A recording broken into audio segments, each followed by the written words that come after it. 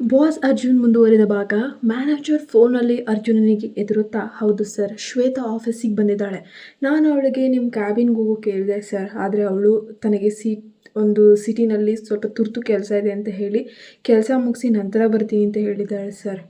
ಅರ್ಜುನನಿಗೆ ಕೋಪ ಬರ್ತದೆ. ಶ್ವೇತಾ ಈಗ ತಕ್ಷಣ ತನ್ನ ಕ್ಯಾಬಿನ್ಗೆ ಬರಲಿಲ್ಲ ಅಂದರೆ ಮ್ಯಾನೇಜರ್ ನೀನು ನಿನ್ನ ಕೆಲಸವನ್ನು ಕಳ್ಕೊಳ್ತೀಯಾ, ನೆನ್ಪಿಡು ಅಂತ ಕಟ್ಟುನಿಟ್ಟಾಗಿ ಎಚ್ಚರಿಸಿ ಅವಳು ಯಾವುದೇ ನೆಪ ಹೇಳದಂತೆ ತಕ್ಷಣ ಕಳುಹಿಸಲು ಆರ್ಡರ್ ಮಾಡಿ ಕರೆಯನ್ನು ಸ್ಥಗಿತಗೊಳಿಸ್ತಾನೆ.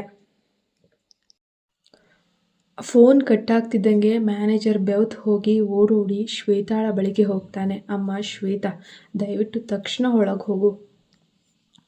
ಅಲ್ಲಿ ಬಾಸ್ ಕೋಪದಿಂದ ಕಾಯ್ತಾ ಇದ್ದಾರೆ. ನೀನು ಈಗಲೇ ಹೋಗದಿದ್ರೆ ಇಲ್ಲಿ ನನ್ನ ಕೆಲಸ ಕಳೆದು ಹೋಗುತ್ತೆ. ನನ್ನ ಹೊಟ್ಟೆ ಮೇಲೆ ಹೊಡಿಬೇಡ ತಾಯಿ ಅಂತ ಕೈ ಮುಗಿದು ಬೇಡಿಕೊಳ್ತಾನೆ. ಮ್ಯಾನೇಜರ್ ಪರಿಸ್ಥಿತಿಯನ್ನು ನೋಡಿ ಶ್ವೇತಾಳಿಗೆ ಬೇರೆ ದಾರಿಯೇ ಇಲ್ಲ. ಅವಳು ಮನಸ್ಸಿಲ್ಲದ ಮನಸ್ಸಿನಿಂದ ಎದ್ದು ಅರ್ಜುನನ ಕ್ಯಾಬಿನ್ ಒಳಗೆ ಹೆಜ್ಜೆ ಇಡ್ತಾಳೆ.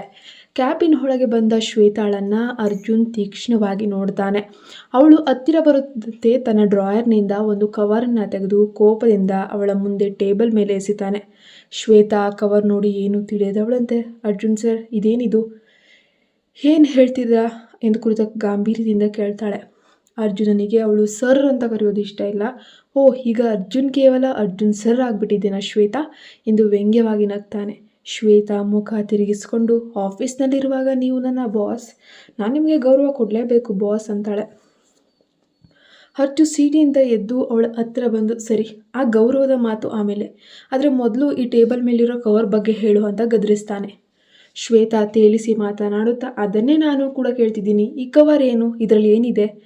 ಅರ್ಜುನ್ ಕಿರಿದುಕೊಳ್ಳಿಸ್ಕೊಂಡು, ಕಣ್ಣ, ಅದನ್ನು ನೀನೇ ಸ್ವತಃ ತೆರೆದು ಅದೇನಿದೆ ನೋಡು, ಆಗ ನಿನಗೆ ಖಚಿತವಾಗಿ ತಿಳಿಯುತ್ತೆ ನಾನು ಯಾಕೆ ಕೇಳ್ತಿದ್ದೀನಿ ಅಂತ.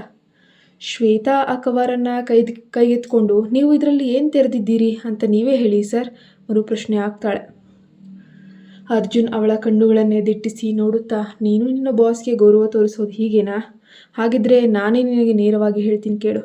ನೀನು ಬೇರೆ ಕಂಪನಿಯಲ್ಲಿ ಹೊಸ ಕೆಲಸಕ್ಕೆ ಅರ್ಜಿ ಸಲ್ಲಿಸಿದ್ದೀಯಾ, ಹೌದು ಅಲ್ವೋ ಅಂತ ಬಾಂಬ್ ಸಿಡಿಸ್ತಾನೆ. ಶ್ವೇತಾ ಒಂದು ಕ್ಷಣ ಗಾಬರಿಯಾದರೂ ಕೂಡ ತಕ್ಷಣವೇ ಅದನ್ನು ನಿಭಾಯಿಸಿಕೊಂಡು ಅರ್ಜುನನ ಕಣ್ಣುಗಳನ್ನು ನೇರವಾಗಿ ನೋಡುತ್ತಾ, ಹೌದು, ನಾನು ಹೊಸ ಕೆಲಸಕ್ಕೆ ಅರ್ಜಿ ಸಲ್ಲಿಸಿದ್ದೆ ಸರ್, ನಿಜ. ವಾಸ್ತವದಲ್ಲಿ ಅಲ್ಲಿ ಆಗಿದ್ದೇನಪ್ಪ ಅಂದರೆ, ಶ್ವೇತಾ ಮದುವೆ ಮುಗಿದ ತಕ್ಷಣ ಹೈದರಾಬಾದ್ಗೆ ಬಂದು ಬೇರೆ ಯಾವುದೋ ಕಂಪನಿಯಲ್ಲಿ ಹೊಸ ಕೆಲಸಕ್ಕೆ ಆನ್ಲೈನಲ್ಲಿ ಅರ್ಜಿ ಸಲ್ಲಿಸಿರ್ತಾಳೆ. ಆ ಕಂಪನಿಯಲ್ಲಿ ಅವಳ ರೆಸ್ಯೂಮೆಯಲ್ಲಿ ಕೆಲಸದ ಅನುಭವದ ಕಾಲಮ್ ನೋಡಿದಾಗ ಅವಳು ಪ್ರಸ್ತುತ ಅರ್ಜುನನ ಆಫೀಸ್ ಹೆಸರನ್ನು ಬರೆದಿರ್ತಾಳೆ. ಇಷ್ಟು ದೊಡ್ಡ ಪ್ರಖ್ಯಾತ ಕಂಪನಿಯಲ್ಲಿ ಮ್ಯಾನೇಜರ್ ಹುದ್ದೆಯಲ್ಲಿರುವ ಈಕೆ ಇಷ್ಟು ಸಣ್ಣ ಕಂಪನಿಗೆ ಕೆಲಸಕ್ಕೆ ಯಾಕೆ ಅರ್ಜಿ ಸಲ್ಲಿಸಿದ್ದಾಳೆ ಎಂದು ಅವರಿಗೆ ಆಶ್ಚರ್ಯ, ಅನುಮಾನ ಬರ್ತದೆ. ಅದಕ್ಕವರು ಅರ್ಜುನನಿಗೆ ಕರೆ ಮಾಡಿ ಈ ಬಗ್ಗೆ ವಿಚಾರಿಸಿರ್ತಾರೆ. ಅರ್ಜುನ್ ಗಾಬರಿಯಾಗಿ ಶ್ವೇತಾಳ ಅರ್ಜಿ ನಮೂನೆಯನ್ನು ತಕ್ಷಣವೇ ತನಗೆ ಇಮೇಲ್ ಅಥವಾ ಕೊರಿಯರ್ ಮೂಲಕ ಕಳಿಸಿಕೊಡಲು ಕೇಳಿಕೊಂಡಾಗ ಅವರು ಅದನ್ನು ಅರ್ಜುನನಿಗೆ ಕಳಿಸ್ಕೊಟ್ಟಿರ್ತಾರೆ.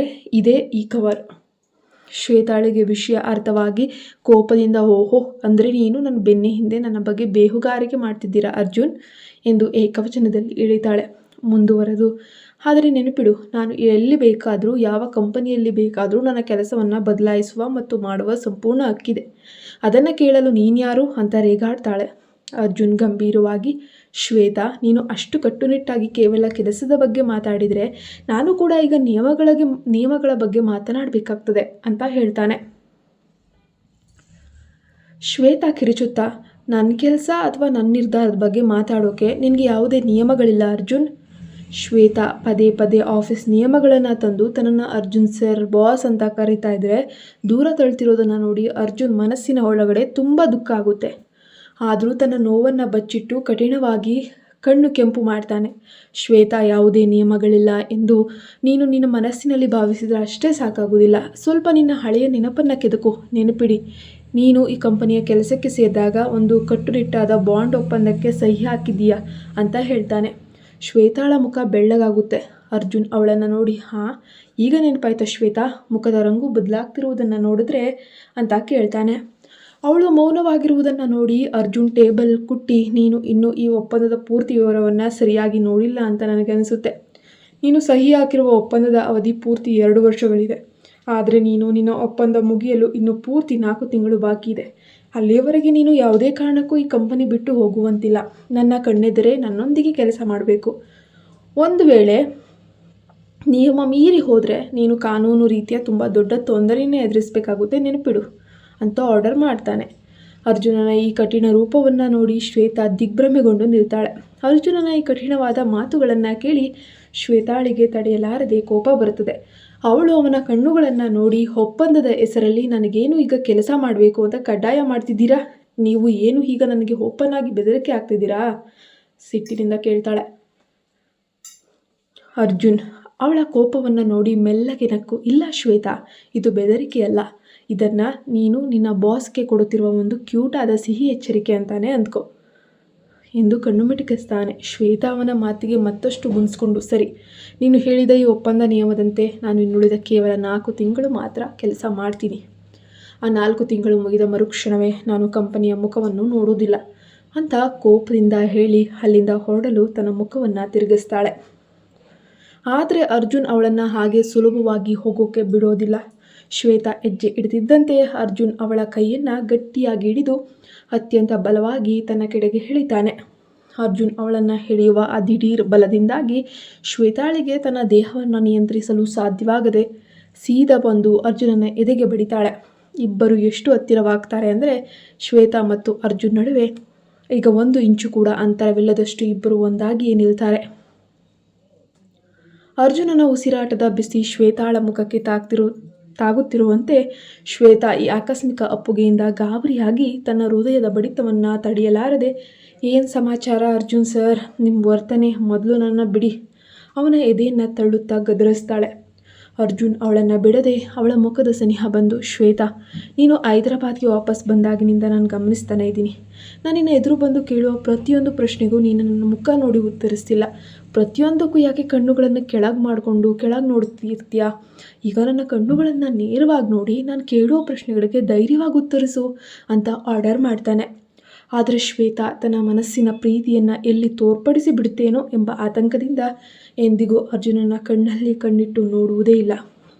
ಅವಳು ತನ್ನ ನೋಟವನ್ನು ಬೇರೆಡೆಗೆ ತಿರುಗಿಸುತ್ತಲೇ ಇರ್ತಾಳೆ.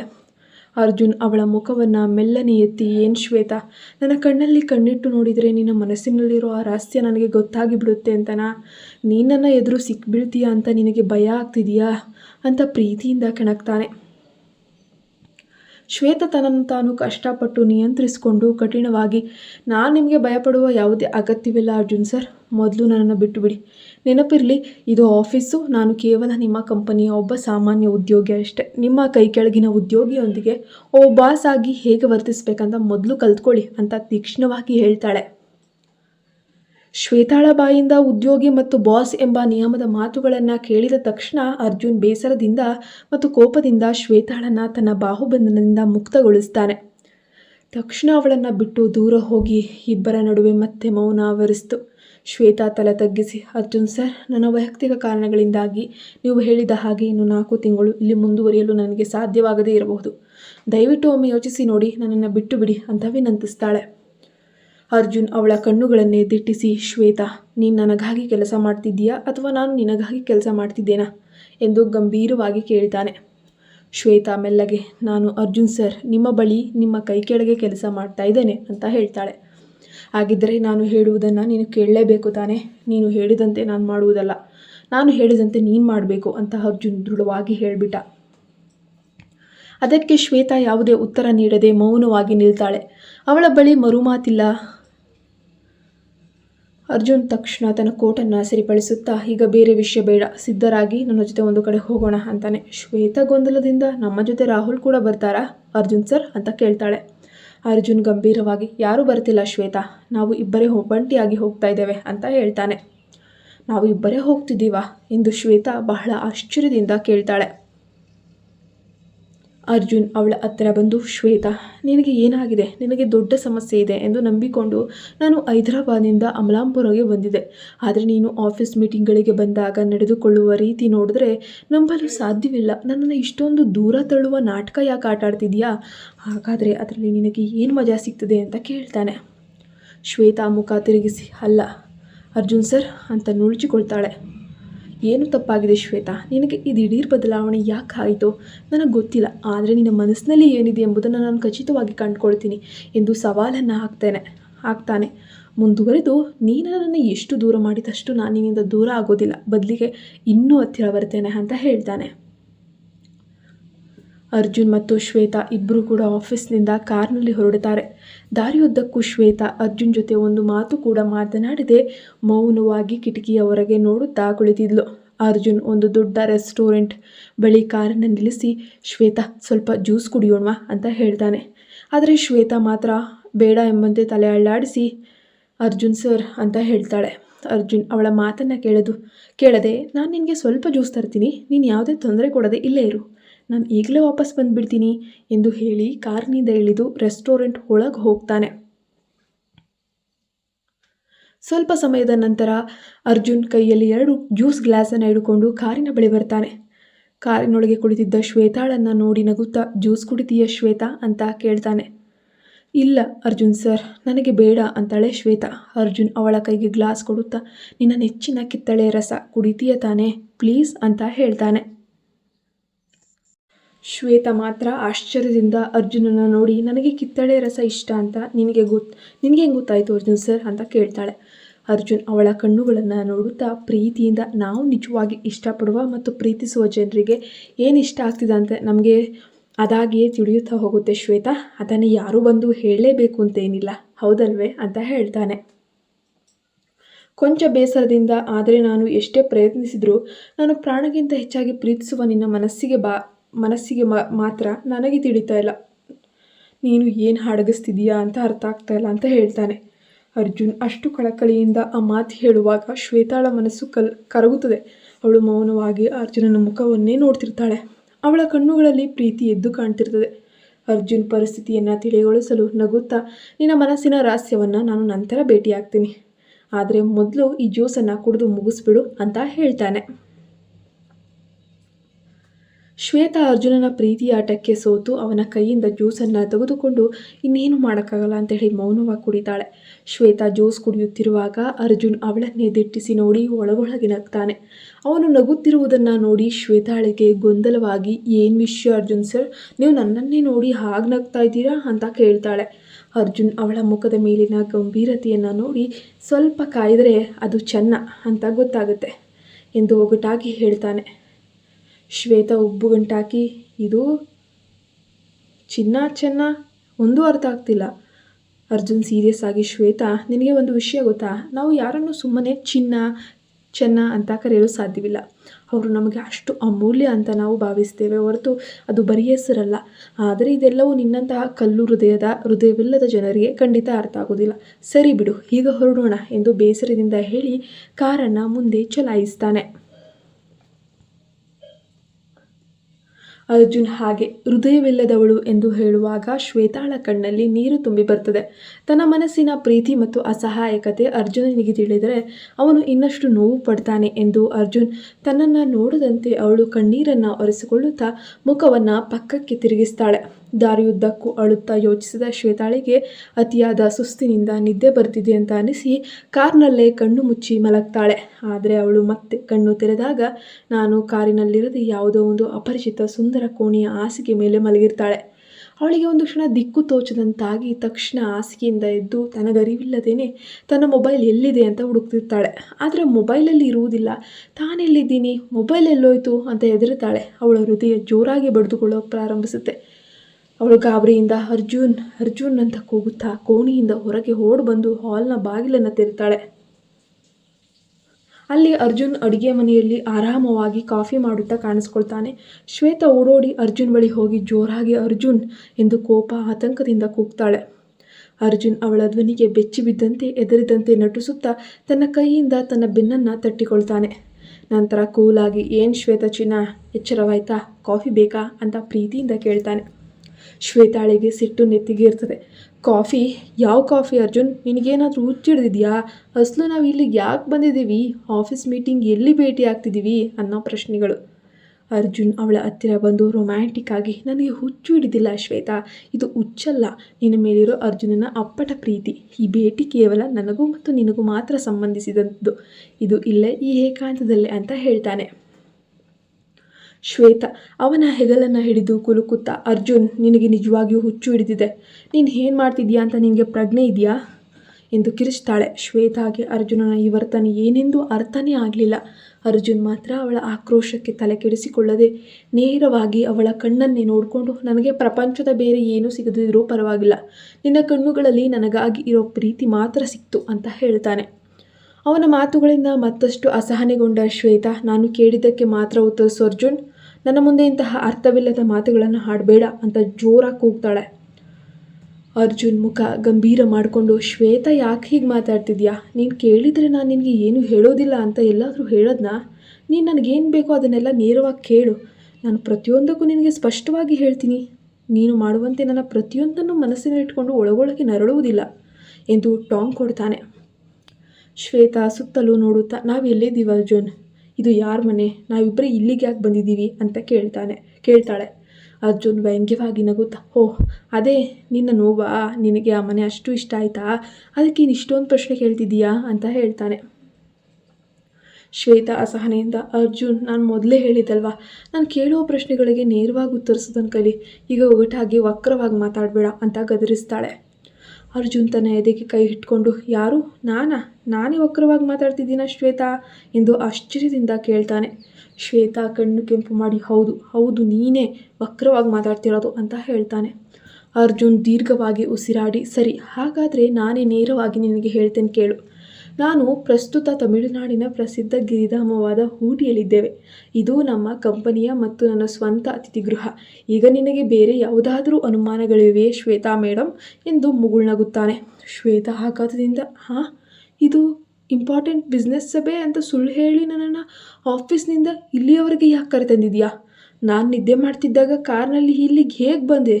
ಬಾಸ್ ಆದ ತಕ್ಷಣ ನೀವು ಏನು ಬೇಕಾದರೂ ಮಾಡಬಹುದು ಅಂತ ನಿಮ್ಗೆ ಅನ್ನಿಸ್ಬಿಡ್ತಾ ಎಂದು ಕೋಪದಿಂದ ಅರ್ಜುನನ್ನು ತರಾಟೆಗೆ ತೆಗೆದುಕೊಳ್ತಾಳೆ ಶ್ವೇತಾ. ಅಷ್ಟು ಕೋಪದಿಂದ ಕೇಳ್ತಿದ್ರೆ ಅರ್ಜುನ್ ಅವಳ ಕಣ್ಣುಗಳನ್ನೇ ನೋಡುತ್ತಾ ತುಂಟತನದಿಂದ ನಗ್ತಾನೆ. ಅಯ್ಯೋ ದೇವರೇ, ನಾನು ಇಲ್ಲಿಗೆ ಹೇಗೆ ಬಂದೆ ಅಂತ ಅಷ್ಟೊಂದು ತಲೆ ಕೆಡಿಸ್ಕೊಳ್ಬೇಡ ಶ್ವೇತಾ. ನಿನ್ನೆ ರಾತ್ರಿ ನೀನು ಕಾರ್ನಲ್ಲಿ ಸುಸ್ತಾಗಿ ಕುಳಿತಿದ್ದಾಗ ನಿನಗೆ ನಿದ್ದೆ ಬರ್ತಿತ್ತು.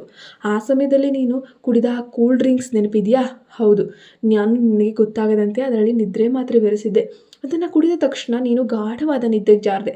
ನೀನು ಹಾಯಾಗಿ ನಿದ್ದೆ ಮಾಡ್ತಿದ್ದಾಗ ನಿನ್ನನ್ನು ಕಾರ್ನಲ್ಲಿ ಕರೆದುಕೊಂಡು ಬಂದು ನೀನು ಎಚ್ಚರವಾಗಿದ್ದಾಗ ನಾವಿಬ್ಬರು ಇಲ್ಲೇ ಈ ಊಟಿಯ ಸುಂದರ ಅತಿಥಿಗೃಹದಲ್ಲಿ ಇದ್ದೀವಿ ಎಂದು ಅಸಲಿ ರಹಸ್ಯವನ್ನು ಬಿಚ್ಚಿಡ್ತಾನೆ.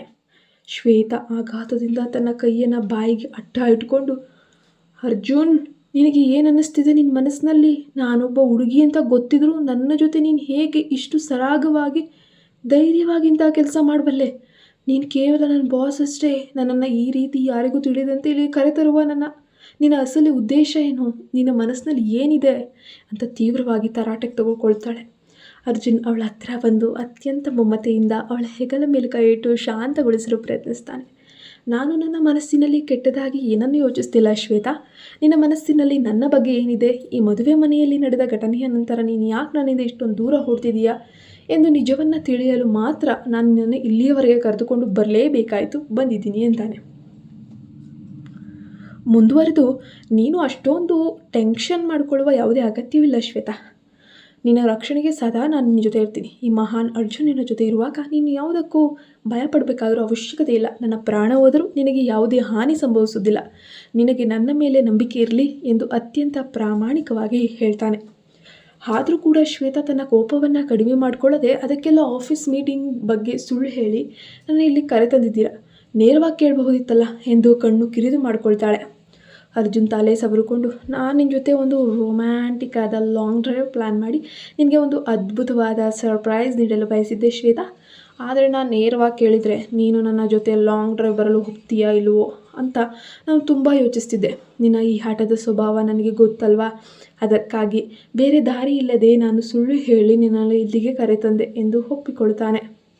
ಶ್ವೇತಾ ಅವನ ಕಣ್ಣುಗಳನ್ನೇ ದಿಟ್ಟಿಸಿ, ಆದರೆ ನನ್ನ ಜೊತೆ ಈ ರೊಮ್ಯಾಂಟಿಕ್ ಲಾಂಗ್ ಡ್ರೈವ್ ಯಾಕೆ ಅರ್ಜುನ್? ಒಂದು ವೇಳೆ ನಾನು ಸಿಗದಿದ್ದರೆ ನನ್ನನ್ನು ಹುಡುಕೊಂಡು ನಿನ್ನ ಮನೆಯಲ್ಲಿ ನಿನ್ನ ಪ್ರೀತಿಯ ದಾದಿ ಮತ್ತು ರಾಹುಲ್ ಎಷ್ಟು ಚಿಂತಿತರಾಗಿರ್ತಿದ್ರು ಅಂತ ನಿನಗೆ ಅರಿವಿದೆಯಾ ಎಂದು ಪ್ರಶ್ನೆ ಮಾಡ್ತಾಳೆ.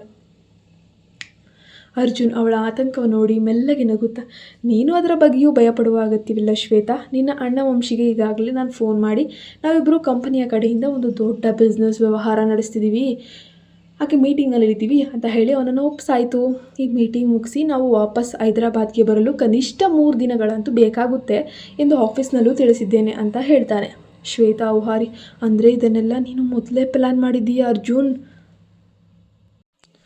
ಎಂದು ಆಶ್ಚರ್ಯದಿಂದ ಕೇಳ್ತಾಳೆ. ನೋಡೋಣ ಮುಂದಿನ ಭಾಗದಲ್ಲಾದರೂ ಅವಳ ಮನಸ್ಸಿನಲ್ಲಿ ಏನಿದೆ ಅಂತ ಹೇಳ್ತಾಳ ಮತ್ತು ನಮ್ಮ ಅರ್ಜುನ್ ಯಾವ ಮಟ್ಟಕ್ಕೆ ಹೋಗ್ತಾನೆ. ತುಂಬ ರೊಮ್ಯಾಂಟಿಕ್ ಮೂಡಲ್ಲಿದ್ದಾನೆ. ಇವರಿಬ್ಬರ ನಡುವೆ ಏನೆಲ್ಲ ನಡಿಬಹುದು ಮುಂದಿನ ಭಾಗದಲ್ಲಿ ನೋಡೋಣ. ನೀವಿನ್ನೂ ನಮ್ಮ ಚಾನಲ್ಗೆ ಸಬ್ಸ್ಕ್ರೈಬ್ ಆಗಿಲ್ಲ ಅಂದರೆ ಈ ಕೂಡಲೇ ಸಬ್ಸ್ಕ್ರೈಬ್ ಆಗಿ ಪಕ್ಕದಲ್ಲೇ ಕಾಣೋ ಬೆಲ್ಲೈಕನ್ನ ಪ್ರೆಸ್ ಮಾಡಿ.